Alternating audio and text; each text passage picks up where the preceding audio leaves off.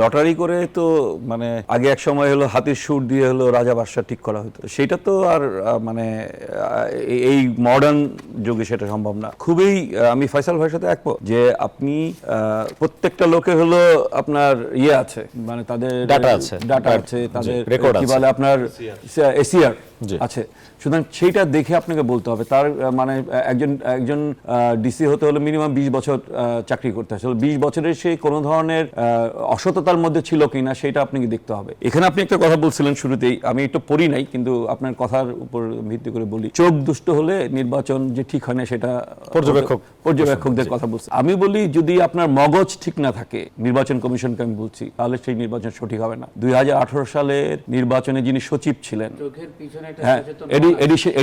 Additional secretary ছিলেন, তাকে ভারপ্রাপ্ত সচিব করা হয়েছিল। তিনি 2018 সালে নির্বাচন দিনের ভোট রাতে করার কারণে 3 মাসের মধ্যে সচিব হয়েছিলেন, সেখান থেকে 1 বছরের মধ্যে সিনিয়র সচিব হয়েছিলেন, তারপরে প্রশাসন ক্যাডারের সভাপতি হয়েছিলেন। তো এই যে মগজের মধ্যে পিছনে যে আপনি যদি ইয়ে রাখেন, নির্বাচন কমিশনকে আমি বলেছি, আমাদের সঙ্গে মত বিনিময় সময় বলেছি যে আপনাদেরকে যদি আপনারা যদি সঠিক না হন, তাহলে আপনি যতই ডিসি এসপি এগুলি চেঞ্জ করেন সেগুলো হবে না। আপনি নির্বাচন কমিশন যদি সঠিক নির্বাচন করতে না চায়, একটা সুষ্ঠু অবাধ নিরপেক্ষ নির্বাচন করতে না চায়, এবং তারা যদি যে আরপিও তৈরি করেছে সেই আরপিও যদি তারা না মানে বা নীতিমালা না মানে, শৃঙ্খলা নীতিমালা না মানে, যেমন ধরেন একটা উদাহরণ আমি দিই, বলেছে যে প্রতিটা ইউনিয়নে প্রত্যেকটা রাজনৈতিক দলের মাত্র একটা অফিস থাকতে পারবে।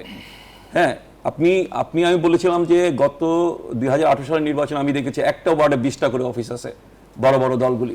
সেই তারা একটা নিয়ম তৈরি করবে, নিয়ম যদি পালন না করে তাহলে নির্বাচন সঠিক হবে না। আর যদি তারা নিরপেক্ষ না থাকে, নির্বাচন কমিশন যদি নিরপেক্ষ না থাকে, কোন নির্বাচন সঠিক হতে পারে।